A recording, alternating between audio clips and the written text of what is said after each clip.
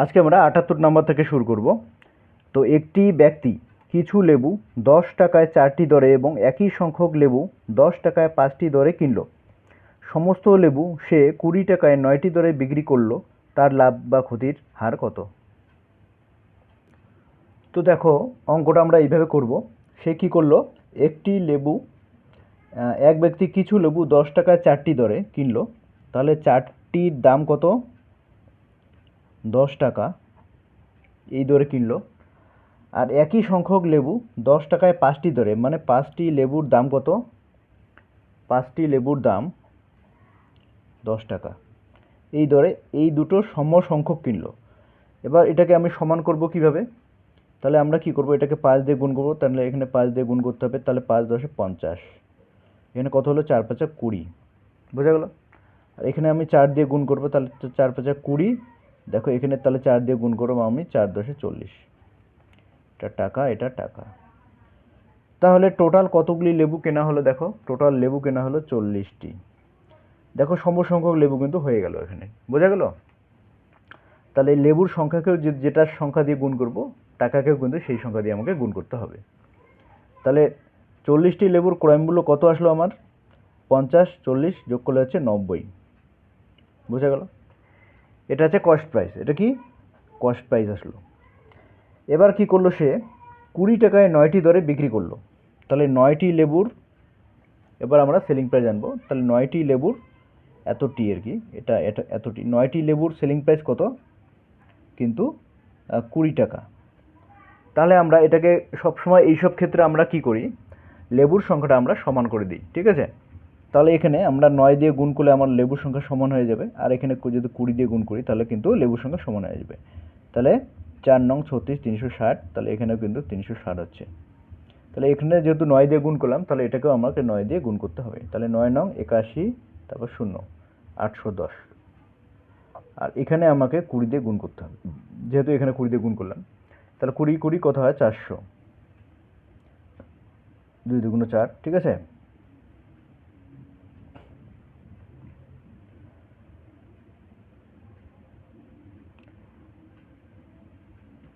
Sorry, এখানে আমরা একটা ভুল করেছি। তাহলে আমি কি এখানে তো 40 আছে, তাহলে 40 দিয়ে আমরা গুণ করব এখানে, ঠিক আছে? তাহলে এটাকেও আমরা 40 দিয়ে গুণ করব। তাহলে 4 2 8 হয়ে গেল, 800, ঠিক আছে? তাহলে এবার আমরা কি করব দেখো। তাহলে সে কি করলো? তাহলে 360টি লেবু, মানে এই লেবুর সংখ্যাটা সবসময় সমান করব, ঠিক আছে? তাহলে আমার হিসেবটা সমান থাকবে। সে কি করলো? তাহলে 810 টাকায় কিন্তু সে কিনলো 360টি লেবু। আর 360টি লেবু বিক্রি করলো 800 টাকায়। তার কি করলো? লস হয়ে গেল। তার কি হলো? লস হবে কিন্তু এক্ষেত্রে। তাহলে লস পার্সেন্ট আমরা বের করব কিভাবে? তাহলে loss percent is equal to loss by cost price into 100, ঠিক আছে? তাহলে লস কত? এখানে 10 টাকা কিন্তু লস হচ্ছে। তাহলে 10 বাই 810, কস্ট প্রাইস হচ্ছে 810, ইন্টু 100। তাহলে একটা শূন্য কেটে দিলাম। তাহলে 81 দিয়ে যদি 100কে আমরা ডিভাইড করি, ঠিক আছে? এখানে ভাগ না করলেও চলবে, অপশন দেখলেই কিন্তু আমাদের হয়ে যায়, ঠিক আছে?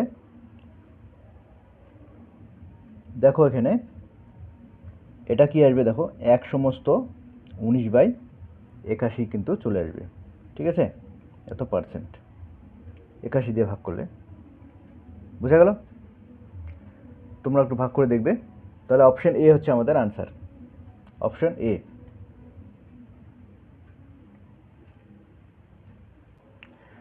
এবার আমরা 79 নম্বর অঙ্কটা করব। দেখো, এক ব্যক্তি ক্রয় মূল্যের উপর 40% হারে বাড়িয়ে ধার্য মূল্য স্থির করলেন, ঠিক আছে? সে তার 5% ছাড় দিয়ে একটি দ্রব্য 1064 টাকায় বিক্রি করে। তার লাভ হয় কত টাকা? তাহলে 40% হারে বাড়িয়ে ক্রয় মূল্যের উপর 40% হারে কিন্তু দামটাও সে বাড়িয়ে দিল, ঠিক আছে? তাহলে 40% মানে কি 40/100। তাহলে আমরা কি করে করব? তাহলে 2/5, তাহলে 2/5, ঠিক আছে? 5 টাকা যদি তার কস্ট প্রাইস হয়, তার ধার্য মূল্য কত? 60 টাকা, ঠিক আছে? তাহলে আমরা এখানে লিখব, দেখো মার্ক প্রাইস মানে ধার্য মূল্য, মার্ক প্রাইস, সেলিং প্রাইস, আচ্ছা কস্ট প্রাইস, বোঝা গেল? তাহলে এটা কি করলো সে ক্রয় মূল্যের উপর, ঠিক আছে। কস্ট প্রাইস যদি 5 হয়, ধার্য মূল্য সে বাড়িয়ে দিল, ঠিক আছে, 5 + 2 মানে 7। এবার কি করলো সে তার 5% ছাড় দিয়ে, ছাড় কত দেয় 5%, তাহলে 5% মানে কত 1/20 ছাড় দিল, তার মানে 20 টাকা যদি তার মার্ক প্রাইস হয়, তাহলে 20 - 1 মানে 19 টাকা তার হচ্ছে সেলিং প্রাইস। বোঝা গেল? তাহলে মার্ক প্রাইসটা এখানে কত আছে 20, তাহলে সেলিং প্রাইস কত 19। বোঝা গেল? খুব সহজভাবে কিন্তু এই নিয়মগুলো তোমরা একটু মনে রাখবে, তাহলে কিন্তু অঙ্কগুলো হয়ে যাবে। ছাড় দিয়ে একটি দ্রব্য 1064 টাকায় সে বিক্রি করে, তাহলে এই সেলিং প্রাইসটা কিন্তু এখানে দেওয়া আছে, কত দেওয়া আছে 1064 টাকা। বুঝে গেল? তাহলে এখন কমন কোনটা এখানে দেখো, মার্ক প্রাইসটা কিন্তু দুই জায়গাতেই আছে, তাহলে এটাকে আমরা কি করব, আমরা সমান করে দেব। তাহলে এটা 20 দিয়ে গুণ করলে আমরা কত পাচ্ছি 7 × 14 140, এখানে কিন্তু আমরা তাহলে 7 দিয়ে গুণ করব, তাহলে কত হচ্ছে 140। এটা যেহেতু 7 দিয়ে গুণ করলাম, তাহলে এটাও আমরা কি করব 7 দিয়ে গুণ করব। এটা যেহেতু 20 দিয়ে গুণ করলাম, তাহলে এই কস্ট প্রাইসটাকেও আমরা 20 দিয়ে গুণ করব, 5 × 100। বোঝা গেল? তাহলে এখানে 20 দিয়ে গুণ করলে কত হচ্ছে আমাদের 7 নং 63, 6 3 হাতে 6, 7 7 আর 6 হচ্ছে 13। বোঝা গেল? 133। এবার কি বলেছে দেখো, এবার কি বের করতে বলেছে, তার লাভ হয় কত টাকা। লাভ মানে কি, কস্ট প্রাইস আর সেলিং প্রাইস বের করতে হবে। এবার সেলিং প্রাইসটা কিন্তু এখানে দেওয়া আছে, ঠিক আছে, এত টাকায় বিক্রি করে, তার মানে 133 ইউনিট মানে কত, তাহলে 133 ইউনিট মানে কত 1064, তাহলে 1 ইউনিট মানে আমাকে বের করতে হবে, তাহলে 1 ইউনিট মানে কত 1064/133, ঠিক আছে। আচ্ছা 133 দিয়ে যদি আমরা গুণ করি মানে ভাগ করি আর কি, তাহলে কত পাচ্ছি দেখো 3 × 8 = 24, তার 8 দিয়ে যদি গুণ করি তাহলে কিন্তু হয়ে যাচ্ছে, ঠিক আছে। তাহলে 133 × 8 দেখো কত পাচ্ছি, 3 × 8 2 4 হাতে 2, 3 × 8 = 24, 25 26 2 6 হাতে 2, 8 × 8 9 10, ঠিক আছে 1064। তাহলে আমরা কি পাচ্ছি, তাহলে 8 দিয়ে ভাগ করলে আমাদের হয়ে যাচ্ছে, তাহলে 1 ইউনিট মানে 8 রুপিস। তাহলে আমাকে কস্ট সেলিং প্রাইসটা তো বের করাই আছে, তাহলে আমাকে কস্ট প্রাইসটা বের করতে হবে, তাহলে 100 ইউনিটটা আমাকে বের করতে হবে, এটাই কি কস্ট প্রাইস। তাহলে 100 ইউনিট মানে কত, তাহলে আমরা কি করব, তাহলে 100 ইউনিট, তাহলে 8 ইন্টু কত হবে 100, 1 ইউনিট মানে 8 টাকা, তাহলে 100 ইউনিট মানে 8 ইন্টু 100 টাকা, তার মানে 800 টাকা। বোঝা গেল? তাহলে আমরা কি পেলাম, 100 ইউনিট মানে কত কস্ট প্রাইস পেয়ে গেলাম 800 টাকা, ঠিক আছে। কস্ট প্রাইস কত আমরা পেয়ে গেলাম 800 টাকা, সেলিং প্রাইস 1064 টাকা। তাহলে এখান থেকে আমরা লাভটা সহজেই বের করতে পারবো। তাহলে লাভ কত, তো ওটা মুখোমুখি বের করা যায় 264 টাকা। তাহলে 1064 টাকার থেকে 800 টাকা যদি আমরা মাইনাস করি, তাহলে 264 টাকা। এটা বিয়োগ করার তোমাদের দরকার নেই, তোমরা তো জানোই অনেক বড় হয়েছে।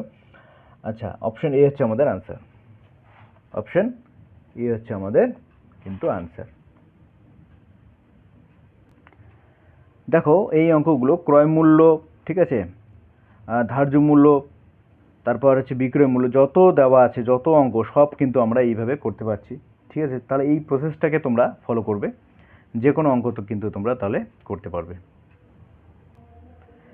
এবার আমরা 80 নম্বর অঙ্কটা করবো। দেখো এখানে কি বলেছে, একটি ব্যক্তি 450 টাকায় কিছু দ্রব্য কিনল, তার 1/3 অংশ 10% ক্ষতিতে বিক্রি করলো, বাকি অংশ কত লাভে বিক্রি করলে মোটের ওপর 20% লাভ হবে। তাহলে দেখো এই অঙ্কটার মধ্যে পার্সেন্টেজ দেওয়া আছে এবং উত্তরেও চেয়েছে পার্সেন্টেজ, তাহলে আমার যে টাকায় কনভার্ট করার কিন্তু কোনো প্রয়োজন নেই, ঠিক আছে। তাহলে দেখো আমরা কিভাবে করব, সে কি করলো দেখো 1/3 অংশ 10% ক্ষতিতে কিন্তু বিক্রি করলো, 1/3 অংশ 10% কি করলো ক্ষতিতে, মানে -10%, ঠিক আছে। আমরা ক্ষতির সময় মাইনাস লিখব। আর বাকি অংশ কত দেখো, তাহলে 3 - 1 কত 2, তাহলে 2/3 অংশ, এটা মনে মনে করতে হবে তোমাদের। তাহলে এই অংশটা কি করলো বাকি অংশ কত লাভে বিক্রি করলে, এটা একটু লাভে বিক্রি করতে হবে, পার্সেন্টেজ বের করতে বলেছে। বিক্রি করলে মোটের ওপর 20% লাভ হবে। মোটের ওপর কত লাভ হবে? 20%। তাহলে আমরা দেখো এইখানে মোট কত? মোট কিন্তু 3/3, ঠিক আছে। একটা অংশ 1/3, বাকি অংশ 2/3, আর টোটাল কত? 3/3 মানে 1। টোটাল অংশ কত? 1 ধরি আমরা। তো এই সব ক্ষেত্রে, এই সব অঙ্কের ক্ষেত্রে আমরা কি করব? এই 3টা যদি আমরা বাদ দিয়ে দিই তাহলে 1 2 এখানে 3, ঠিক আছে। আমরা টোটাল অংশ 3 ধরব, প্রথম অংশ 1, তার পরের অংশ কত? 2, বোঝা গেল? তার মানে প্রথম অংশটায় সে কি করলো? 10% ক্ষতি করলো, তাহলে এক অংশে 10% ক্ষতি করলো, তাহলে -10%। দ্বিতীয় অংশে কি করলো? 10%, আমরা জানি না সেটা, ঠিক আছে, কত পার্সেন্ট লাভ বা ক্ষতি করবে। মোটের ওপর কি করলো? সে কিন্তু মোট কত? 3%। সে কি করলো? মোটের ওপর 20% কিন্তু লাভ করলো, ঠিক আছে। তাহলে এখানে কি করলো? 20% লাভ করলো। তাহলে এখানে দেখো, এখানে কি করব অঙ্কটায়? তাহলে 1-এর সঙ্গে এটা -10 যদি গুণ করি তাহলে -10ই হবে। আর 3-এর সঙ্গে আমরা 20 যদি গুণ করি তাহলে কত পাচ্ছি আমরা? এখানে আমরা 3 দিয়ে গুণ করে দেব। 3 কুড়ি 60। তাহলে এখানে টোটাল কত? 60%। এখানে তাহলে কত আমাকে -10, আর এখানে -10-এর সঙ্গে কত যোগ করলে 60% হবে? তাহলে কত হবে? 70। কত হবে? 70। তাহলে এটা আবার কি 2 দিয়ে আমরা ভাগ করব, ঠিক আছে। 2 দিয়ে আমরা কি করব? ভাগ করব, কারণ প্রত্যেকটা অংশে তাহলে আসবে, তাহলে 35%। এটা হচ্ছে টোটাল, আর এটা হচ্ছে প্রত্যেকটা। তাহলে দ্বিতীয় অংশে তাহলে 35% কিন্তু তাকে লাভ করতে হবে, ঠিক আছে। অপশন বি হচ্ছে আমাদের আনসার। তাহলে দেখা গেল যে এই অঙ্কের ক্ষেত্রে যে 450 টাকায় কিছু দ্রব্য কিনলো, তাহলে এই টাকাটার কিন্তু কোনো আমাদের দরকার নেই। যখনই দেখবে যে পার্সেন্টেজ দেওয়া আছে এবং উত্তর চেয়েছে পার্সেন্টেজ, তখন আমাদের টাকাটার কিন্তু কোনো প্রয়োজন নেই। তাহলে আমরা কি করে করলাম? তাহলে প্রথম অংশ 1/3, আরেকবার বলে দিই, দ্বিতীয় অংশ 2/3, আর তৃতীয় অংশ 3/, মানে মোট অংশ 3/3 মানে 1। তাহলে এই 3 3 3 নিচের ক্যান্সেল করে দিলাম আমরা। তাহলে প্রথম অংশ 1, তার মানে -10, তাহলে 1 ইন্টু -10 কত? -10। এবার দ্বিতীয় অংশ 2, ঠিক আছে। তাহলে এটা আমরা বের করতে হবে। আচ্ছা, মোট টোটাল কত? মোটের ওপর কিন্তু 20% লাভ করে, ঠিক আছে। মোটের ওপর সে কী করলো? 20% লাভ করলো। তাহলে 3 ইন্টু 20, তাহলে কত হচ্ছে? 60। এখানে 60, তার মানে এই দুটো ক্যালকুলেশন করে আমার যোগ করে তোমার 60 আসবে। তাহলে -10 আছে, তাহলে এখানে কত হবে? 70%। তাহলে এখানে আমরা কি করব? 70%কে 2 আছে, এই 2-এর সঙ্গে এটা গুণ করলে কি হবে? 70 আসবে। তাহলে 2-এর সঙ্গে 2 দিয়ে 70-কে আমরা ভাগ করে দেবো। তাহলে কত পাচ্ছি? 35 পাচ্ছি, ঠিক আছে। তাহলে দ্বিতীয়টায় সে কী করলো? 35% কিন্তু লাভ করেছে। এবার আমরা 81 নম্বর অঙ্কটা করব। দেখো, ধার্য মূল্যের 1/5 অংশ ছাড় দিলে ছাড়ের 1/2 অংশ ক্ষতি হয়, ক্ষতির হার হলো কত? তো এই সব ক্ষেত্রে দেখো, আগে আমরা পার্সেন্টেজ দেওয়া ছিল, আমরা ভগ্নাংশে করেছি, তো এখানে কিন্তু ভগ্নাংশ দেওয়াই আছে। তাহলে 1/5 অংশ, ঠিক আছে, ধার্য মূল্যের এত অংশ ছাড়, তার মানে ধার্য মূল্য যদি 5 হয় তাহলে ছাড় দিয়ে কত হয়? তাহলে 4 হচ্ছে, 5 - 1, তার মানে মার্ক প্রাইস, সেলিং প্রাইস, আমরা কস্ট প্রাইস আমরা প্রথমেই লিখব, ঠিক আছে। এবার কি বলেছে এখানে দেখো, এখানে ধার্য মূল্যের 1/5 অংশ, ঠিক আছে। তার ধার্য মূল্য যদি 5 হয়, ঠিক আছে, ছাড় কত দিল? মানে এখানে বিক্রয় মূল্য আসবে, তাহলে 5 - 1, তাহলে 4, বুঝে গেল? তাহলে ক্ষতি কত হয়? ক্ষতি হচ্ছে হাফ অংশ, কিন্তু ছাড়ের হাফ অংশ ক্ষতি হয়।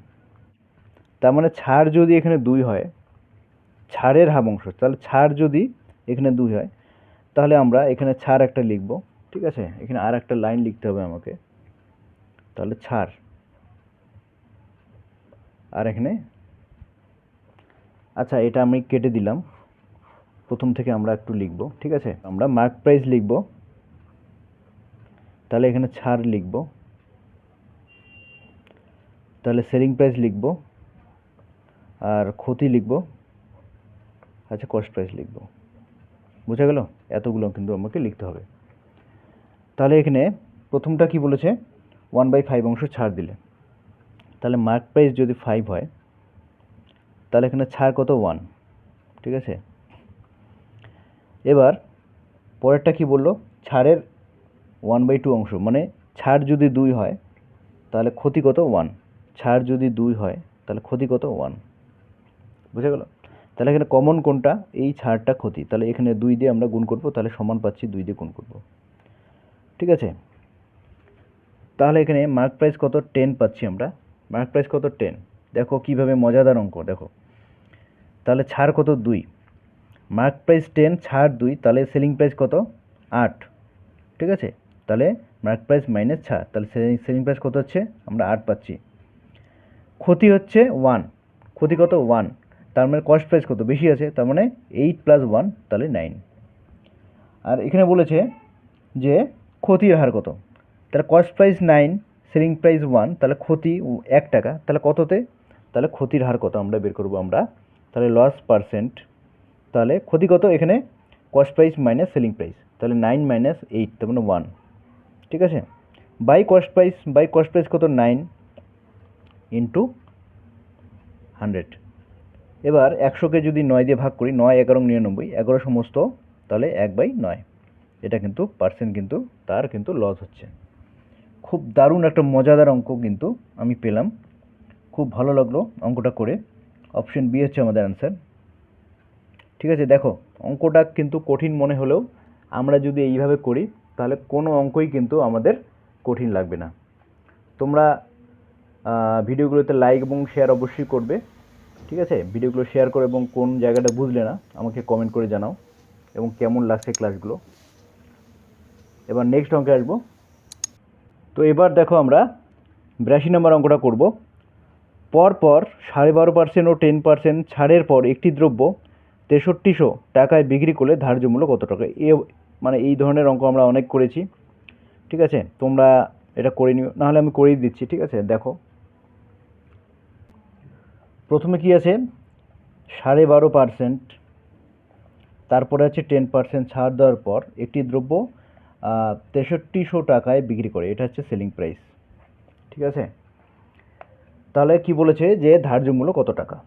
তাহলে 12.5% মানে কত, 12.5%কে যদি আমি ভগ্নাংশে করি তাহলে তো তোমরা একটু চিন্তা করো, তাহলে 25% মানে কত, 25% মানে হচ্ছে 1/4। ঠিক আছে, 4/1 25% মানে, তাহলে 12.5% মানে তার অর্ধেক, তাহলে 1/4কে আমি যদি 2 দিয়ে ভাগ করি তাহলে 1/8 হবে। কত হবে, 1/8। আর হচ্ছে 10% মানে তো জানোই, তাহলে 1/10। বোঝা গেল? একটু ব্রেনটা খাটালেই কিন্তু অনেক অঙ্ক সহজ হয়ে যায় আমাদের। তাহলে প্রথমেই দেওয়া আছে, প্রথমে যদি ছাড়, ঠিক আছে, প্রথমে যদি মার্ক প্রাইস যদি 8 টাকা হয়, 8 হয়, তাহলে ছাড় দেওয়ার পর দামটা কত হয়, তাহলে 8 - 1 তাহলে 7। তার পরেরটার ক্ষেত্রে দাম যদি 10 টাকা আসে, ঠিক আছে, 10 টাকা আসলো, ছাড় দেওয়ার পর কত হবে, 10 - 1 তাহলে 9। এবার কি করলো, এটাকে আমরা সমান করে দেবো, এটাকে তো একই জিনিস। ঠিক আছে, মানে এই জিনিসটা সমান কেন করব, দেখো এটা হচ্ছে প্রথম ছাড়ের পর যে মূল্যটা, এই দুটোই কিন্তু একই। তাহলে আমরা 10 দিয়ে গুণ করব, 7 × 10 = 70। এখানেও আমরা 7 দিয়ে গুণ করব, তাহলে 7 × 10 কত হবে, 70 হবে। এখানে যদি 10 দিয়ে গুণ করলাম তাহলে এটাকেও আমরা 10 দিয়ে গুণ করব, তাহলে কত হচ্ছে, 10 দিয়ে 8 × 10 = 80 পাচ্ছি আমরা। আর এখানেও আমরা 7 দিয়ে গুণ করব, 7 9 কত, 63 পাচ্ছি। বোঝা গেল? তাহলে এই যে তারপর যে লাস্ট যে দামটা, সেলিং প্রাইস কত আসলো এটা, তাহলে 63 ইউনিট মানে কত, 6300। 63 ইউনিট মানে কত, 6300 টাকা। তাহলে 1 ইউনিট মানে কত, 63 দিয়ে যদি ভাগ করি তাহলে কত হবে, 100 হবে, 100 টাকা। বুঝে গেল? তাহলে 80 ইউনিট মানে কত আমাকে বের করতে হবে, যে প্রথম ধার্য মূল্যটা কত। ঠিক আছে, বিক্রি করলে ধার্য মূল্য কত টাকা, ধার্য মূল্য মানে প্রথমে যে টাকাটা ছিল সেটা হচ্ছে ধার্য মূল্য, তাহলে 80। তাহলে 80 ইউনিট মানে কত, তাহলে 80 দিয়ে আমরা কি করব, গুণ করব, তাহলে 8 × 8, তারপর 3টে 0, 8000 টাকা। বোঝা গেল? খুব সুন্দর কিন্তু অঙ্ক। অপশন সি হচ্ছে আমাদের অ্যান্সার, অপশন সি। এবার নেক্সট 83 নম্বর অঙ্কটা আসবো আমরা। একটি জামার ধার্য মূল্য 440 টাকা এবং বিক্রয় মূল্য 396 টাকা হলে ছাড়ের হার কত? এটা খুব পাতি একটা অঙ্ক, এটা কিন্তু মুখোমুখি তোমরা করতে পারো। তাহলে দেখো 440 টাকা ধার্য মূল্য ছিল, ঠিক আছে, বিক্রয়ের সময় বিক্রয় মূল্য কত? 396। তার মানে এদিক থেকে কত হলো? 40, আর এদিক থেকে 4, তার মানে 44 টাকা কিন্তু ছাড় দিল। ঠিক আছে, কত টাকা ছাড়? 440 টাকায়। ঠিক আছে, তাহলে এই 44কে ক্যান্সেল করলে নিচে 10 আসবে ইন্টু 100, তাহলে 10% কিন্তু ছাড় দেয়। এটা মুখোমুখি করা যায়, তাও আমি তোমাদের করে দিচ্ছি। তো এখানে দেখো মার্ক প্রাইস কত, মানে ধার্য মূল্য কত? 440 টাকা, আর সেলিং প্রাইস কত? 396 টাকা। তাহলে মার্ক প্রাইস থেকে সেলিং প্রাইস যদি আমি মাইনাস করি তাহলে এটা ছাড় হয়। তাহলে ছাড় কত? তাহলে 440 মাইনাস 396। তোমরা কি এটা বিয়োগ করবে বাচ্চাদের মতো? না। তাহলে 400 থেকে 440 কোথায়? 40, আর এদিকে 4, তার মানে 44। ঠিক আছে, এবার আমরা কি করব? তাহলে ছাড়ের হার কত, তাই না? তাহলে ছাড় ইজ ইকুয়াল টু ছাড় পার্সেন্ট। কী করবো আমরা? ছাড় উপরে ছাড়টা লিখবো, আর নিচে হচ্ছে মার্ক প্রাইসটা লিখবো 440 ইন্টু 100। তাহলে 44, 10, তাহলে 10 শূন্য কাটা, তার মানে 10%। অপশন এ হচ্ছে আমাদের অ্যান্সার। এবার আমরা 84 নম্বর অঙ্কটা করব। দেখো তো এখানে কি বলা আছে? সীমান্তিকা দুটি রেডিও প্রতিটি 2000 টাকা দরে বিক্রি করে। একটিতে সে 16% লাভ করে এবং অপরটিতে সে 16% ক্ষতি করে। তার সামগ্রিকভাবে লাভ বা ক্ষতি হলো, মানে কত পার্সেন্ট লাভ বা ক্ষতি হলো? তো আমরা এখানে অঙ্কটা কিভাবে করব দেখো। তো এখানে কি বলেছে? দুটি রেডিওর প্রতিটির কিন্তু 2000 টাকা দরে বিক্রি করে, তাহলে প্রতিটির বিক্রয় মূল্য কত? 2000 টাকা। ঠিক আছে, এবার কি করলো? একটিতে সে 16% লাভ করলো, অপরটিতে 16% ক্ষতি করলো। এবার আমরা 16% আমরা বের করব। তাহলে 16% মানে কত? 16/100। তাহলে এটাকে 4 দিয়ে যদি কাটাকুটি করি, 4 4 16, 4 25 100, তাহলে 4/25। তাহলে দেখো এটা হচ্ছে কস্ট প্রাইস, এটা হচ্ছে সেলিং প্রাইস আমরা লিখলাম। তো এখানে প্রথম রেডিও, এটা প্রথম, এটা হচ্ছে দ্বিতীয় রেডিও। তাহলে প্রথমটাতে সে লাভ করে, তাহলে কস্ট প্রাইস যদি 25 হয় তাহলে সেলিং প্রাইস কত হবে? তাহলে 25 + 4, তাহলে 29। এবার সে পরেরটাতে সে কী করে? ক্ষতি করে। তাহলে 25 যদি তার লাভ হয়, তাহলে ক্ষতি যেহেতু করে তাহলে মাইনাস হবে, এখানে কী হবে? মাইনাস হবে সেলিং প্রাইসটা। তাহলে 25 - 4, তাহলে 21। বোঝা গেল? এবার কি বলা আছে? প্রত্যেকটার কিন্তু বিক্রয় মূল্য সমান 2000 টাকা। তাহলে আমার এখানে বিক্রয় মূল্যটা কত বেরিয়েছে? 29, আর হচ্ছে 21। তাহলে এই দুটোকে আমরা সমান কিভাবে করব? তো এটাকে আমি যদি 21 দিয়ে গুণ করি, আর এটাকে যদি 29 দিয়ে গুণ করি, তাহলে কিন্তু দুটো সমান হয়ে যাচ্ছে। এবার কি করব? এটাকে যেহেতু 21 দিয়ে গুণ করলাম, তাহলে এখানেও আমরা 21 দিয়ে গুণ করতে হবে। আর এখানে এটাকে এটাকে যেহেতু 29 দিয়ে গুণ করলাম, তাহলে এটাকেও আমাকে 29 দিয়ে গুণ করতে হবে। বোঝা গেল? এবার আমরা গুণফলটা লিখব। গুণফলটা কি করে লিখব আমরা? তাহলে দেখো 29 × 21 কত হচ্ছে? আচ্ছা, 29-এর সঙ্গে যদি আমি 20 গুণ করি, তাহলে 29 দুগুণ 58। ঠিক আছে, 58, আর হচ্ছে তাহলে 29-এর সঙ্গে যদি 20 গুণ করি তাহলে 580 হচ্ছে। ঠিক আছে, 580-র সঙ্গে আরেকটা 29 যদি যোগ করি তাহলে কত হচ্ছে? 30 যদি যোগ করি আমি, তাহলে কত হচ্ছে? 610। তাহলে কত হবে? 609। গুণ করলে কত হবে? 609। বোঝা গেল? তাহলে এটাও কত হবে? 609 হবে। আর এখানে দেখো 25 দিয়ে গুণ করবো আমরা মুখে মুখে। 4টা 25-এ কত হয়? 100। তাহলে 20-র মধ্যে কয়টা 25 আছে? 5টা 25, তাহলে 500, আর একটা 25 100, তাহলে 525। তাহলে কত পাচ্ছি এখানে আমরা? 525। তাহলে এখানেও আমরা গুণ করব। দেখো কিভাবে গুণ করব। 4 7 28, তাহলে 700 আর 25, তাহলে 725। ঠিক আছে, তাহলে টোটাল কস্ট প্রাইস কত হচ্ছে এখানে? 525 + 725, 7 5 12, তাহলে 1250। এটা হচ্ছে টোটাল কস্ট প্রাইস। আর হচ্ছে টোটাল সেলিং প্রাইস কত? 609 × 2, তাহলে কত হচ্ছে? 1218। বোঝা গেল? তাহলে তার মোটের উপর কত পার্সেন্ট লাভ বা ক্ষতি হচ্ছে। দেখো তার কস্ট প্রাইসটা বেশি আর সেলিং প্রাইসটা কম, তার মানে এখানে তার ক্ষতি হচ্ছে। তাহলে কত টাকা ক্ষতি হচ্ছে দেখো, এখানে 20 ধরলাম আমি, 20 থেকে 30 যেতে গেলে কত লাগে আমার, 30 লাগে। 20 থেকে 50 যেতে গেলে কত লাগে, 30 লাগে, তাহলে 32। তাহলে 32 টাকা কিন্তু তার কিন্তু লস হচ্ছে। আমরা লসের পার্সেন্টেজ এখানে বের করবো, তাহলে loss percent is equal to, তাহলে loss by cost price into 100। তাহলে লস কত এখানে 32 বাই কস্ট প্রাইস কত 1250 গুণন 100, বুঝা গেল। এবার আমরা এটা কাটাকাটি করব, 5 দুগুণ 10, 5 দুগুণ 10, 5 5 25, তাহলে 32 দুগুণ কত হচ্ছে 64, ঠিক আছে। এবার আমরা দেখো 25 দিয়ে ভাগ করব না, কি বুদ্ধি করব, 64 হচ্ছে উপরে আর নিচে হচ্ছে 25। কি করব দেখো, আমি যদি এটাকে 4 দিয়ে গুণ করি উপরে নিচে, তাহলে নিচে কত হচ্ছে 400 হচ্ছে, ঠিক আছে। নিচে কত হচ্ছে, নিচে কত হচ্ছে 100 হচ্ছে। তাহলে 4 4 আর 16 1 হচ্ছে 7 4 4 24 25। আচ্ছা 256কে যদি আমি 100 দিয়ে ভাগ করি তাহলে কত হচ্ছে, 2 ঘর আগে পয়েন্ট যাবে, তাহলে 2.56। তাহলে ভাগ করতে আমার হলো না, তাহলে আনসার কত 2.56 কিন্তু পার্সেন্ট তার ক্ষতি হচ্ছে, ঠিক আছে। অপশন বি হচ্ছে আমাদের আনসার,